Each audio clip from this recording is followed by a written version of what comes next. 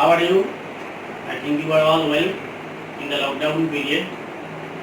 Don't fritter away your time.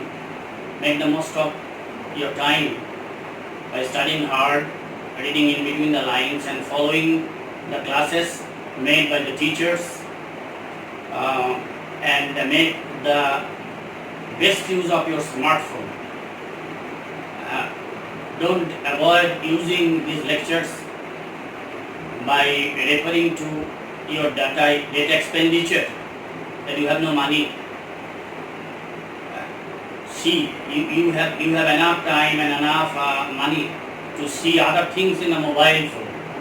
But whenever it comes to the lecture, teaching, some of you, a few students told me the other day that it's very difficult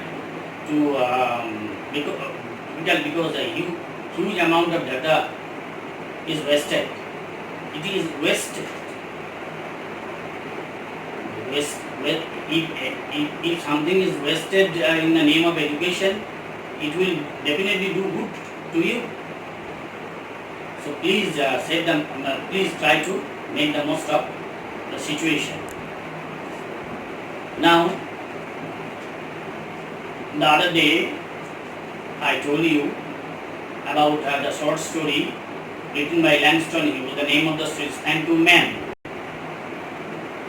And it's a black, the writer was a black American writer. He tried to uphold the black beauty in the story.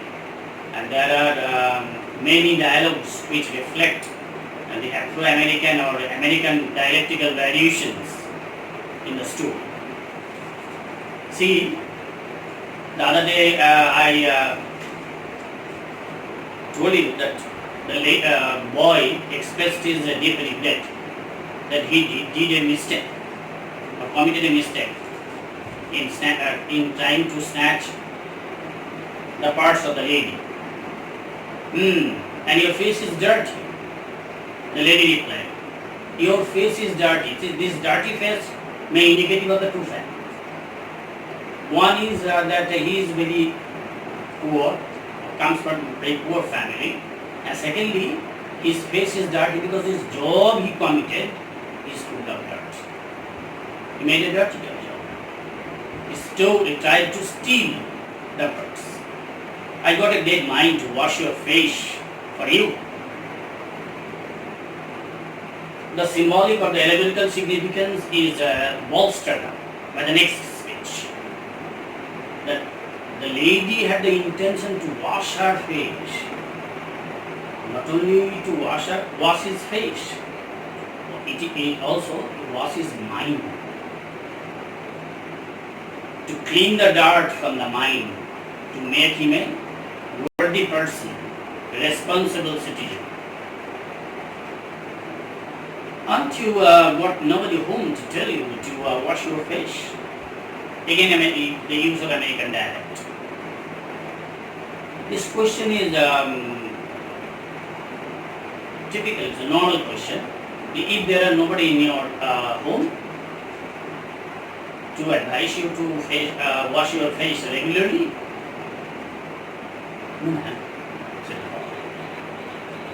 the boy replied, maybe in a very brief answer, a brief reply. No. Then you will get what's this evening, said the large woman starting up the street, dragging a frightened boy behind her. And she was dragging the boy, and she intended to wash his face. That day, he looked as if he were 14 or 15. This is the physical description of the boy. He looked as if, even now, we don't know the name of the boy. We are kept in suspense. Who is the boy? Who is his parents? Where did he live in? We don't know. All these informations are kept hidden as if to sharpen the suspense, note of suspense of the story. It looked as if you were 14 or 15. Frail. Frail means weak. And willow-white, slender. In tennis shoes and blue jeans.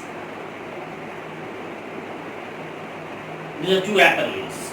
He had tennis shoes and blue jeans. Willow-white also means confused and nervous. The woman said, "You are to be my son." This is a very innocent appraisal, and at the same time it reveals a mother's mind. A mother comes out of her heart. She is not married perhaps, but as a lady, she wants to be a mother. The boy may compensate for the lack of the baby, the loss of the baby, which she had not. You are to be my son. I will teach you right from wrong. It is quite difficult. As if she is going to be the teacher of the boy. She will teach him what is wrong, or what is right, what is wrong, what he ought to do, what he ought not to do, what is moral, what is immoral, what is correct, what is incorrect. All these do's and don'ts, which a parents often teach his or her sons and daughters. Least they can do right now is to wash your face. But the prime thing, the most important thing now is to wash his face. Wash the dirt, clean the dirt from his mind. Not only from his face, but from his mind.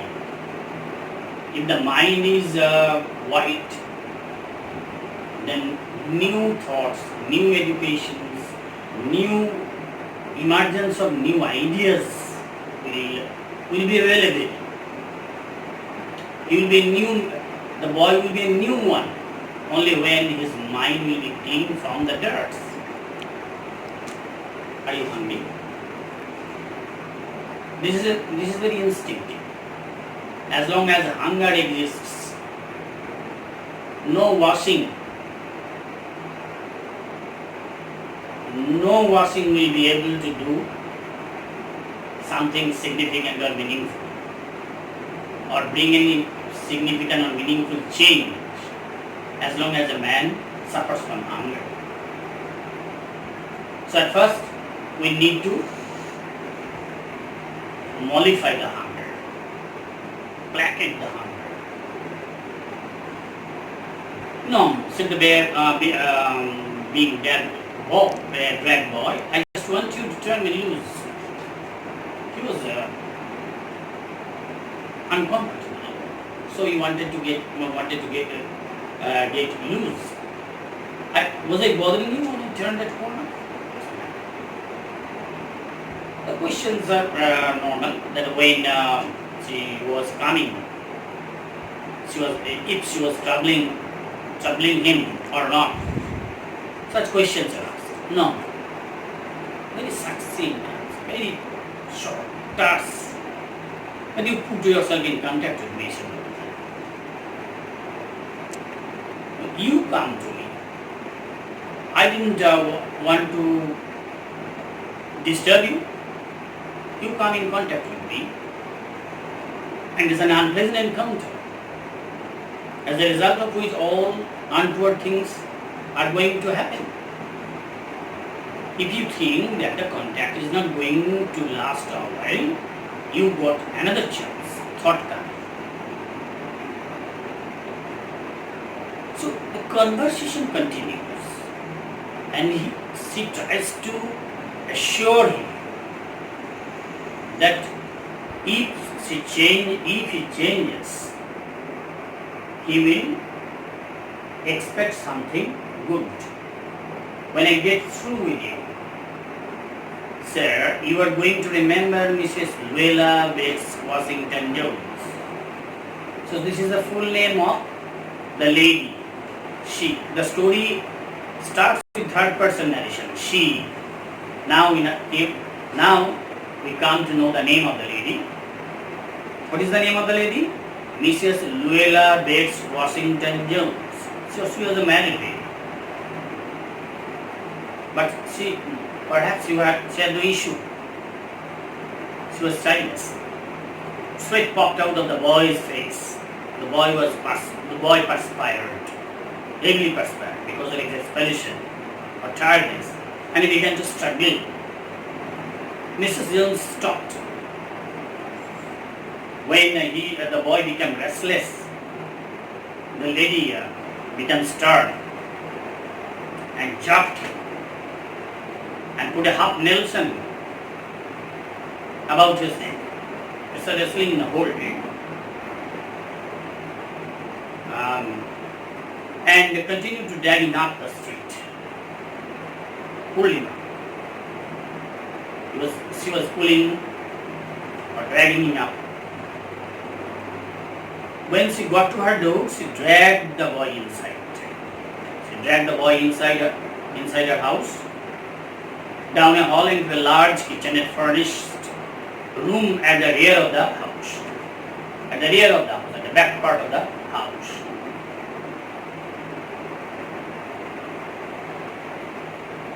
She switched on the light. This is also very symbolic. Switching on the light will surely bring light and hope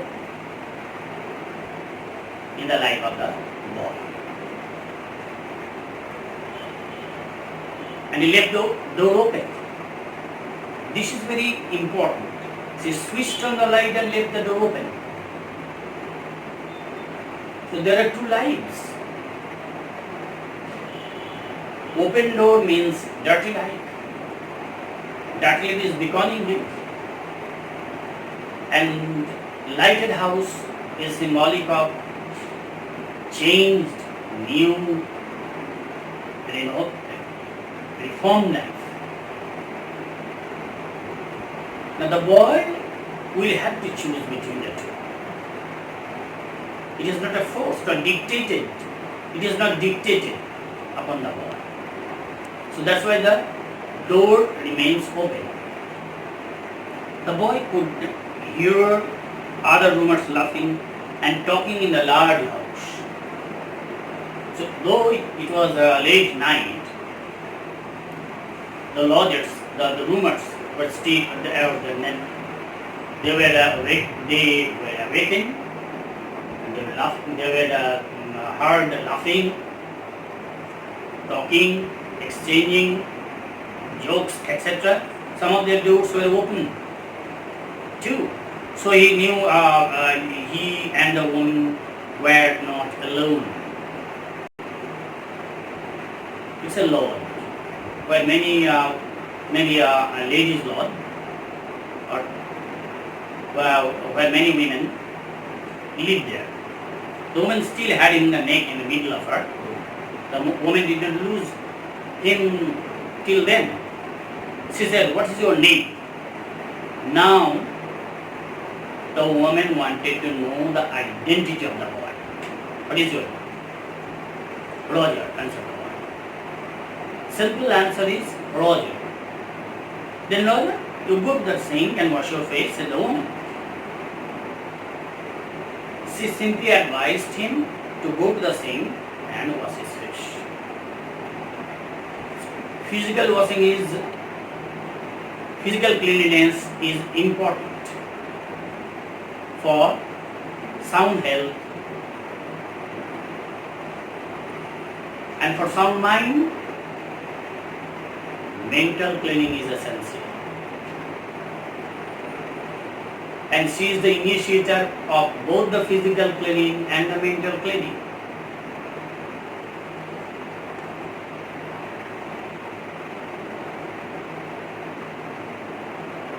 Whereupon they turned him loose at last. So she loosened him looked at the door, looked at the woman. This is a hesitation. This is a conflict in the mind of Roger. Stern conflict. What he ought to do? Should he fly? Should he run away from the grip of the woman and lead the life of a thief or a snatcher? Or should he remain with the lady and reform herself and get herself reformed? This is the conflict. So, this short story, even in the short story, there is a conflict. Conflict of situation, conflict between poverty and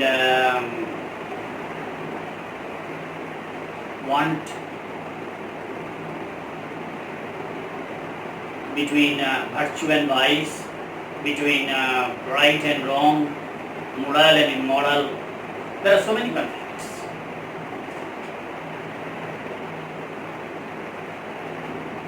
Roger looked at the door, looked at the woman, looked at the door and went to the sink. So this is his decision to go to the sink means he wants to wash himself. He wants to be cleansed, purged of sin. He wants to be cleansed or purged of sin with the alchemic touch of the lady. With the alchemic touch of the lady's affection. Let the water run until it gets warm. Warm water will give him warm welcome, warm reception, warm heart, warm sensitivity. So the word warm is teamed with enormous suggestions. Here is a clean towel. Look, the selection of words. The towel is clean. Her intention is to clean him physically and mentally. That's why she advised him to go to the sink at first, and then she gave him a towel which is very clean. A clean towel to make his face clean. Being a clean woman, she will surely help her purge his mind of sin and dross. You gonna take me to jail? This is a very normal reaction on the part of a boy. He thinks that all these years of the woman are nothing but the tricks to send him to jail for his delinquency. Ask the boy bending over the sink. You going to jail? And the way he asked the question appears to suggest that jail is nothing new to him. Not with that face, I would not take you nowhere, such a woman. No. Your face is dirty. And with that dirty face, I will never take you anywhere. Here I am trying to get home to cook me a bite. She decided to cook something because she didn't eat. She didn't eat anything. And you snatched my pocketbook. Maybe you won't be to your supper either. You are also hungry. So if I cook, both of us will have the opportunity to eat something. You? He asks this, there's nobody at my home, nobody at my house, said the boy. It is also an example of American dialects. There's nobody home, there's nobody home at my house. There is nobody at my house.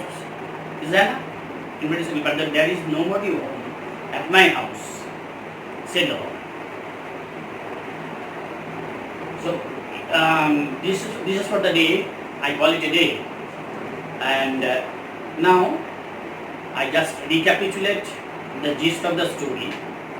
The unpleasant encounter continues to remain unpleasant till the boy reaches the house of the lady, and where he got the opportunity to clean his face with a clean towel, and a proposal for food. This is the gist of the story. The next day, the last part of the story will be taught, and you will have the opportunity to ask me questions. Now I will give you the important meanings of the story.